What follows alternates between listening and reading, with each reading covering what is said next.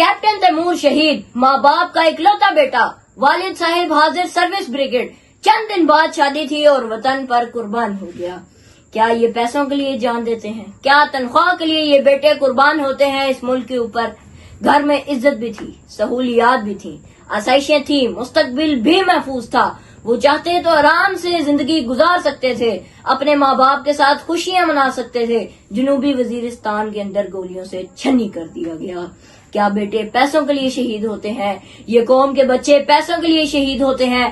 Captain Taimur जैसे हजारों लोग पाक फौज के अंदर मौजूद हैं, जो खानदानी अमीर हैं, तवील सेटल हैं। उन्हें जरूरत नहीं है पैसों की। इस सैकड़ों केनाल के जमीनों के मालिक हैं, लेकिन फौज में नौकरी कर रहे हैं। कि जब कोई आपसे पूछे कि फौजी सिर्फ तनख्वाह के लिए लड़ते हैं, तो उन्हें कैप्टन तैमूर शहीद का नाम याद दिलाना, उन्हें शहीद मेजर शबीर शरीफ का नाम याद दिलाना, जिनके वालिद साहब मेजर रिटायर्ड थे, जिनके भाई जनरल राहील शरीफ थे। तनख्वाह तो हर मुलाजिम लेता है, लेकिन गोलियों के सामने सीना वही रखता है जिसके दिल में वतन की मोहब्बत हो। अगर मकसद सिर्फ पैसा होता तो आज कैप्टन तैमूर शहीद अपने घर वालों के दरमियान होते। तनख्वाह के लिए नौकरी की जाती है, जान नहीं दी जाती। सलाम।